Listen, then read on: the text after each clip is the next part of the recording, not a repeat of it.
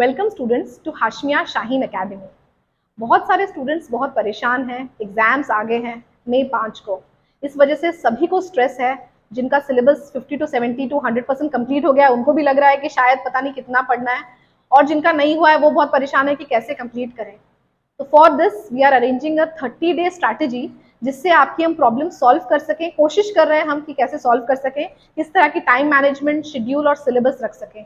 हमारे साथ है हमारे teacher Uma Shankar sir who teaches chemistry, and Rehan sir who teaches physics, and I am Tanveer Maqbool, I am teaching biology. Biology एक बहुत ही scoring subject है NEET में। अगर हम चाहें तो इजीली हम 340 प्लस ला सकते हैं। It's a very easy thing. बस आपको क्या करना है, आपको टाइम मैनेजमेंट पे फोकस करना है। टाइम मैनेजमेंट इस तरह से करें कि आप एवरीडे प्रैक्टिस करें। वैसे तो सारी चीजें सबको पता होती हैं, PYQs है, मॉड्यूल्स हैं, एवरीथिंग है, बट आपको किस तरह से वो मैनेज करके एडजस्ट करना है ये आपको सोचना है। अभी जब 30 दिन बचे हैं तो first thing I will want to tell that कि first we need to do is segregating the syllabus.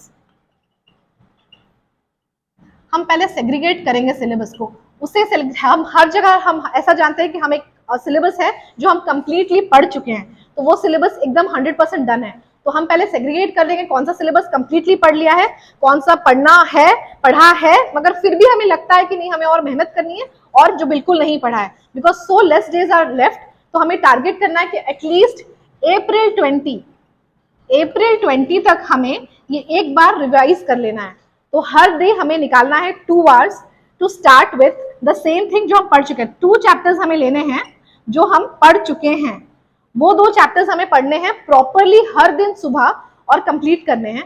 ये करने के बाद शाहीन की बेहतरीन मॉड्यूल्स हैं और PYQs हैं जो आपको सॉल्व करने हैं। आप अगर प्रॉपरली शाहीन की मॉड्यूल फॉलो करते हैं और डेली प्रिपरेशन करते हैं तो वो काफी है। Plus you go for NCERT का इनटेक्स्ट क्वेश्चंस। एनसीईआरटी के इनटेक्स्ट क्वेश्चंस जो आपको बीच बीच में आते हैं, आपके पास कोई और ऑप्शन ही नहीं है बायोलॉजी के लिए। What you have to do is you have to follow NCERT line by line. आप मिस ही नहीं कर सकते। तो बात यह है कि आपको उतना सारा चीज क्रिस्प करके याद कैसे रखना है। तो जैसे कि मैं एग्जांपल दे सकती हूँ कि अगर आपको बताया जाए कि एक रूम साफ करना है आपको 1 महीने में, तो आप 1 महीने लगा के साफ करेंगे। अगर 1 हफ्ते में तो 1 हफ्ते में करेंगे, और 1 दिन में तो आपको 1 दिन में ही वो निपटाना है। उसी तरह से आपको रिवीजन भी उतनी स्मॉल क्रिस्प फॉर्म में ला लेनी है कि आपके पास अपने नोट्स हो एनसीईआरटी के। Something which can't be replaced is your own handwriting and your notes. ये एक इररिप्लेसेबल चीज है। एनसीईआरटी के साइड में काफी जगह होती है, आप हर पैराग्राफ को समराइज कर लें और साइड में नोट कर लें, क्वेश्चन बना लें या उसका क्रिस्प फॉर्म लिख लें। जब आप रिवाइज कर रहे हो तो आप तुरंत से एकदम एक बार में उसको देख सकते हैं और कंप्लीट कर सकते हैं। तो one basic thing which I will focus again and again is NCERT revision, जो आपको हर दिन करनी है। तो यहाँ I was talking about 2 chapters which is done. तो आप दिन में 2 चैप्टर्स पढ़ लेंगे जो कंप्लीट हो चुकी है। फिर आप टाइम रखेंगे 1 hour for the chapter which is not red, 1 chapter which is not red. तो आप इसको पढ़ेंगे, फिर इसका नोट्स बनाएंगे। तो you will have a target, okay my 30% of syllabus is not complete, I will complete it within April 10 or April 15. So we'll finish that within that particular time, and that will make you focused on time management, that you will not waste time, not get crumbled with a lot of thoughts कि अच्छा कितना होगा क्या होगा। तो आपको time division बहुत अच्छी कर लेनी है। एनसीईआरटी पढ़ना है, एनसीईआरटी को समराइज करना है, समराइज करने के बाद एनसीईआरटी का इंटेक्स्ट क्वेश्चन और मॉड्यूल्स करना है। ये करने के बाद फिर आप आएंगे रिविजन पे, जो आपको क्रिस्प करके हर बार अपने नोट्स देख के करनी है। What is actually needed is consistency. आपको consistently परफॉर्म करना है। तो जहां तक सिलेबस का बात है, 33 से 36 चैप्टर्स हैं आपके पास पढ़ने के लिए, बट बात है कि आप वो सारे चैप्टर्स तो पढ़ेंगे, but you may just make sure कि 25 चैप्टर्स उसमें से कंप्लीटली आप अच्छे से अच्छी तरह से कवर कर लें, बहुत अच्छी तरह से, जिसमें आपको हर कुछ आ रहा हो। उसके बाद फिर हमें ज्यादा फोकस करना है एडेड सिलेबस में। जब एनटीए ने कुछ ऐड किया है, वो वहां पे फोकस ऑलरेडी दे रहा है, नया सिलेबस है, तो वी हैव टू सी कि हम एडेड सिलेबस बहुत अच्छी तरह से पढ़ें। देयर आर मेनी चांसेस कि एग्जाम में क्वेश्चंस आएंगे वहां से, जैसे कि फैमिलीज ऐड हुई है, माल्फेसी, क्रूसिफेरेसी, ग्रामिनी एंड ऑल, वो सारे families. Then cockroach is there. बाकी वो एनवायरमेंटल इश्यूज जो है वो डिलीटेड है, but Kyoto protocol, Montreal protocol, ये सब जीके रिलेटेड है, तो वो सब पढ़ना भी इंपॉर्टेंट है। उसके ऊपर क्वेश्चन आ सकते हैं।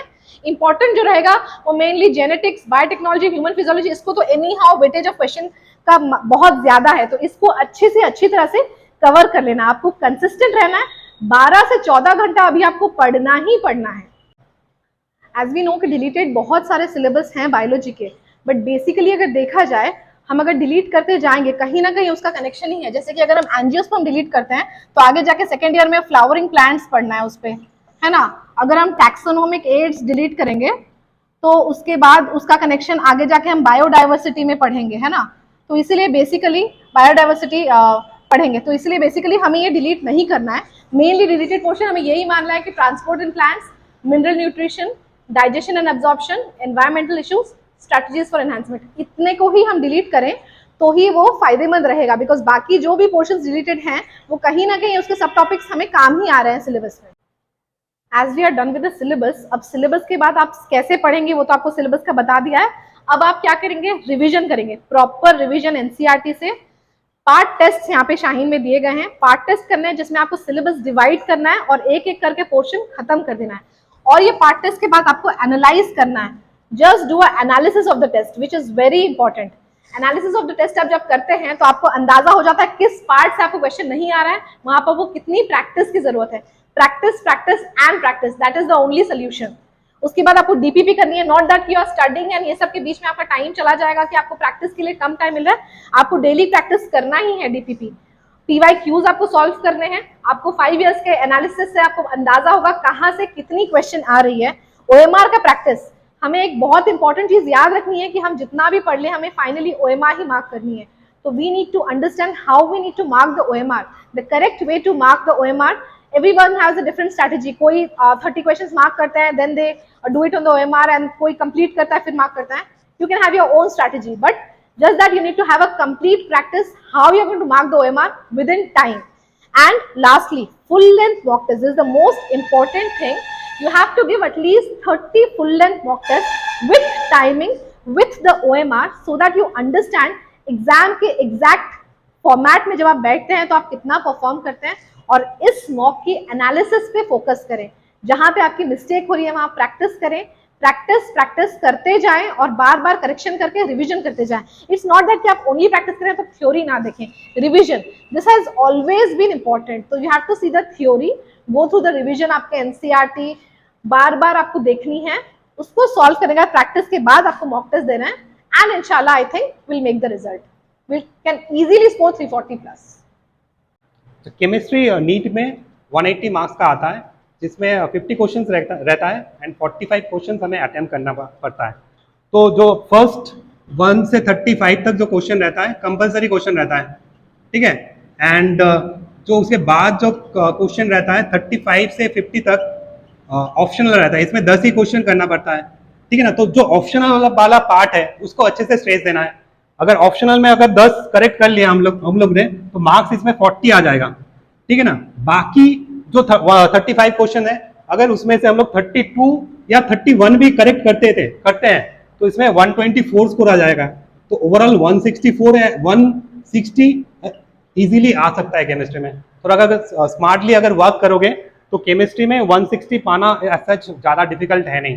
तो फिजिकल केमिस्ट्री में क्या पढ़ना है, फर्स्ट हम लोग को फॉर्मूला शीट बनाना है हर चैप्टर का। जो भी चैप्टर्स है फिजिकल केमिस्ट्री में, mole concept, atomic structure, thermodynamics, equilibrium and redox class 11 का, सबका एक फॉर्मूला शीट बनाना है। एक पेज में हर फॉर्मूला लिख लेंगे।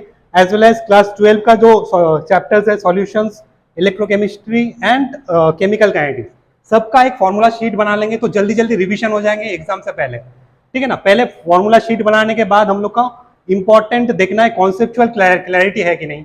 हर चैप्टर में कॉन्सेप्चुअल क्लैरिटी वेरी इंपॉर्टेंट है, सो दैट कुछ अगर कॉन्सेप्चुअल अगर क्वेश्चन आ गया तो उसको इजीली सॉल्व कर सकेंगे। अच्छा, नीट में जो क्वेश्चन आता है कुछ क्वेश्चन डायरेक्ट फ्रॉम एनसीईआरटी आता है, जो इंटेक्स क्वेश्चन है एंड सॉल्व एग्जाम्पल है उससे डायरेक्ट क्वेश्चन आता है। तो इसके लिए हम लोग को Intex question and solve example करना पड़ेगा, एज वेल एज जो बैक एक्सरसाइज है उसको करना पड़ेगा। देखो न्यूमेरिकल्स करने में थोड़ा टाइम लगता है, तो इसके लिए क्या करना पड़ेगा, स्पीड बढ़ाना पड़ेगा। स्पीड एक ही चीज से आएगा, जो नंबर ऑफ प्रैक्टिस क्वेश्चन ज्यादा करना पड़ेगा।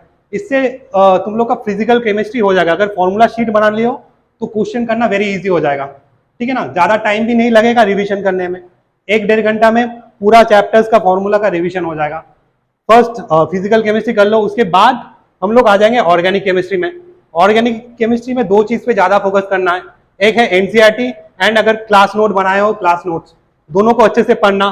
देखो एनसीईआरटी में क्या पढ़ना है, मेनली नेम रिएक्शंस अच्छे से याद करना है एंड रिएजेंट अच्छे से याद करना है।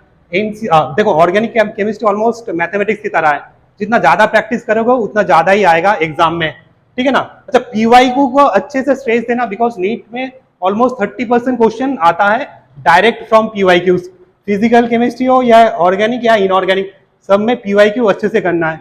देखो जो चैप्टर्स है इसमें थोड़ा कॉन्सेप्चुअल क्लैरिटी ज्यादा कुछ है नहीं, प्रैक्टिस पे ज्यादा ध्यान देंगे। देखो some basic concept, hydrochemistry, hydrocarbon, haloalkane, haloarene, alcohol, phenol, ether, aldehyde, ketone, carboxylic acid, amines and biomolecules, ये इतना ही हम लोग का चैप्टर है ऑर्गेनिक केमिस्ट्री में। अच्छा बायोमोलिक्यूल्स रटने वाला है, ठीक है ना, तो याद करने वाला है, थोड़ा रिवीजन करना है। डायरेक्ट फ्रॉम एनसीईआरटी से क्वेश्चन पूछता है, एक क्वेश्चन पूछेगा तो इसके लिए एनसीईआरटी अच्छे से पढ़ना पड़ेगा, ठीक है, एनसीईआरटी। अच्छा इनऑर्गेनिक में एक ही चीज को ध्यान देना है, एनसीईआरटी छोड़ के दूसरा चीज पढ़ना है नहीं। अगर एनसीईआरटी पढ़े हो उसी का रिपीटेड रिवीजन करना है एनसीईआरटी का, ठीक है। अच्छा एनसीईआरटी से कहां से क्वेश्चन पूछता है, क्वेश्चन जो पूछता है ट्रेंड से, हर चैप्टर में जितना भी ट्रेंड है डायरेक्ट फ्रॉम एनसीईआरटी पूछेगा।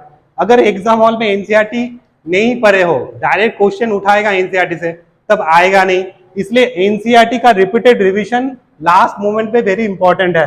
अच्छा जो चैप्टर्स है chemical bonding, classification of elements, P block, D and F block, coordination compounds, ठीक है, इतना चैप्टर्स है। अच्छा जो एडेड पोर्शन है प्रैक्टिकल केमिस्ट्री इस साल ऐड हुआ है, तो इससे 2 क्वेश्चन एक्सपेक्ट कर सकते हो, आ सकता है, तो इसको ज्यादा स्ट्रेस देना है प्रैक्टिकल केमिस्ट्री में। नीट में मॉक टेस्ट वेरी इंपॉर्टेंट है, उसके लिए मॉक टेस्ट देने के लिए ना पहले पार्ट टेस्ट देना है। 8 पार्ट टेस्ट होगा मॉक टेस्ट का, जिसमें हर चैप्टर्स कवर रहेंगे। हम लोग का शाइन में 8 मॉक टेस्ट रहता है, उसका अकॉर्डिंगली सिलेबस रहता है, हर दिन 3-4 चैप्टर रहता है, उसी अकॉर्डिंग खुद को प्रिपेयर करना है। हर दिन अगर एक मॉक टेस्ट दोगे तो 7-8 दिन में फुल सिलेबस कवर्ड हो जाएगा। मॉक टेस्ट देने के बाद खुद का एनालिसिस इज वेरी इंपॉर्टेंट, जिस चैप्टर में तुम्हारा वीकनेस है उस चैप्टर को ज्यादा फोकस करना है। मॉक टेस्ट में ही खुद को स्ट्रॉन्ग कर लेना है जिस चैप्टर में तुम्हारा वीकनेस है। After 8 mock test full length mock test में चला जाना है।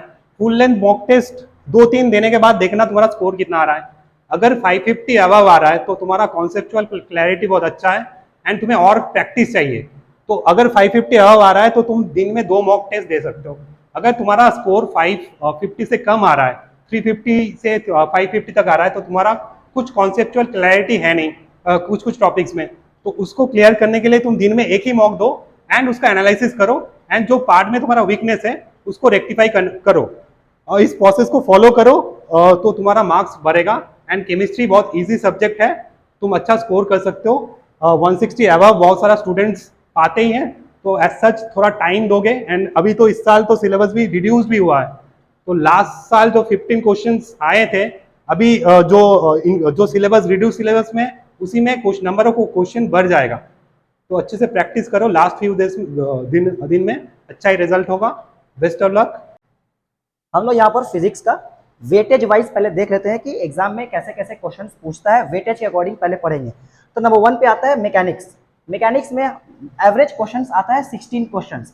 अब ये 16 क्वेश्चंस में क्या क्या टॉपिक कवर करता है, ग्रेविटी से आता है क्वेश्चन, लॉज ऑफ मोशन हो गया, काइनेमेटिक्स हो गया, वर्क पावर एनर्जी हो गया। तो ये सब कुछ चैप्टर्स पे हम लोग का ज़्यादा ध्यान रहना है, क्योंकि सबसे ज़्यादा वेटेज मैकेनिक्स का ही है 16 क्वेश्चन।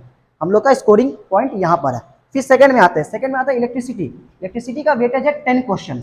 ये 10 क्वेश्चन में क्या क्या चीज़ कवर हम लोग कर सकते हैं, ओम्स लॉ हो गया, किरचॉफ्स लॉ हो गया, पोटेंशियोमीटर हो गया, रेजिस्टेंस और ईएमएफ वगैरह, ये सब हम लोग कवर कर सकते हैं। यहाँ से हम लोग का basically maximum questions numerical based आता है। यहाँ पर ओम्स लॉ या किरचॉफ्स लॉ से न्यूमेरिकल्स बहुत ज़्यादा आता है, सर्किट लॉ वाला यूज करके। थर्ड में हम लोग आते हैं मैग्नेटिज्म। मैग्नेटिज्म से कितना वेटेज है, 10 क्वेश्चन का वेटेज है। इसमें क्या क्या चीज कवर होता है, कैपेसिटेंस हो गया, या इलेक्ट्रोमैग्नेटिक वेव्स हो गया, या मैग्नेटिक चार्ज का हो गया, इलेक्ट्रिक और मैग्नेटिक फील्ड्स भी आता है, इसमें पूछ सकता है। और lastly note second modern physics. Modern physics में ज्यादा टॉपिक्स नहीं है, इसमें थ्योरी बेस्ड क्वेश्चंस मैक्सिमम आता है। इसमें कितना क्वेश्चन पूछा गया, वेटेज है 8 क्वेश्चन। और इसमें टॉपिक क्या क्या कवर होता है, रेडियो एक्टिव डीके हो गया, एक्सरेज हो गया, फिर बोर्स का मॉडल, जो ये बोर बताया था हम लोग का मैटर का क्या क्या कैरेक्टरिस्टिक्स है उसके बारे में, फ्यूजन एंड फ्यूजन का रिएक्शन के बारे में पूछ सकता है। और डुअल नेचर, मैटर जो है हम लोग का उसका 2 तरह का नेचर शो करता है, उसके ऊपर क्वेश्चंस आ सकता है यहाँ। फिफ्थ टॉपिक हम लोग का आता है ऑप्टिक्स। ऑप्टिक्स का वेटेज है 4 क्वेश्चंस। 4 क्वेश्चंस में क्या क्या पूछ लेता है हम लोग से, लाइट के ऊपर है बेसिक ये चैप्टर, तो लाइट का प्रोपोगेशन के बारे में क्वेश्चन आ सकता है, रिफ्लेक्शन हो गया, रिफ्रैक्शन हो गया, और ये रिफ्रैक्शन जो होता है ये स्फेरिकल मिरर से भी हो सकता है, प्रिज्म में आ गया और लेंस के ऊपर आ गया, ये सब में तो न्यूमेरिकल्स बेस्ड क्वेश्चंस भी आता है और थ्योरी बेस्ड क्वेश्चंस भी आता है। लास्ट टॉपिक है हम लोग का heat and thermodynamics. Heat and thermodynamics का वेटेज है 2 क्वेश्चंस का, कि ये इससे 2 क्वेश्चन पूछता है। अब इसमें क्या क्या टॉपिक हम लोग को पढ़ने के लिए है, इसमें तरह तरह के लॉज हैं, यहाँ पर न्यूटन लॉ है, लॉज ऑफ हीट है, ये सब पढ़ना है हम लोग को। हीट कैपेसिटी के बारे में पढ़ना है, कैलोरीमेट्री के बारे में है, कार्नोट इंजन है, थर्मल एक्सपेंशन है, ये सब चीज के बारे में पूछा है। थर्मल एक्सपेंशन से कभी कभार हम लोग का थ्योरी क्वेश्चंस भी आता है और न्यूमेरिकल्स भी आता है, वो ध्यान पर रख के हम लोग को ये चैप्टर कंप्लीट करना है। ये सब हो गया हम लोग का सिलेबस का overview according to the weightage of questions. अब हम लोग करेंगे कि हम लोग को प्रैक्टिस कैसे करना है। सिलेबस कवर अप हो गया, अब 30 डेज बचा हुआ है, हम लोग का मैक्सिमम से मैक्सिमम प्रैक्टिस करना है कि जो हम लोग का गलती है वो सुधर सके। उसके लिए क्या करना पड़ेगा, रेगुलर मॉक टेस्ट जो हम लोग का होता है वो उस पर अपियर होना है और देना है, एकदम अच्छे से देना है। डीपीपी करना है हम लोग को, डेली बेसिस पे प्रैक्टिस करते रहना है, more and more practice, practice makes perfect, तो प्रैक्टिस करना ही करना है हम लोग को डेली डेली। और नेक्स्ट हम लोग को एनसीईआरटी फॉलो करना है, जो थ्योरी बेस्ड क्वेश्चन होता है as well as numericals NCERT से बहुत ज्यादा टैली करता है। एनसीईआरटी से क्वेश्चंस बहुत अच्छे तरीके से आते हैं और बच्चे लोग को हेल्प होता है एनसीईआरटी से बहुत ज्यादा, तो एनसीईआरटी फॉलो करना ही करना है। नेक्स्ट, जब आपको लगे कि हम लोग मेरा पूरा सिलेबस कंप्लीट हो चुका है, तब आप लोग को एटलीस्ट इस 1 मंथ में 30+ full length question paper solve करना है। और सॉल्व करने के बाद आपको एनालिसिस करना है कि आपका कहां पर मिस्टेक हुआ, कहां पर सही आ रहा है, उससे आपका वीक पॉइंट मिलेगा। जो वीक पॉइंट है इसी 30 डेज में आपको उसको सुधारना पड़ेगा ताकि आपका मार्क्स अच्छा से अच्छा आ सके। और most importantly previous year questions solve करना ही करना है, एकदम मोस्ट इंपॉर्टेंट टॉपिक है ये वाला, क्योंकि इससे आपको आइडिया मिलेगा क्वेश्चन पैटर्न के बारे में, नीट कैसा क्वेश्चंस आता है, नीट में किस तरह का आंसरिंग कैसे किया जाता है उसके बारे में आपको पता चलेगा, चैप्टर वाइज पता चलेगा।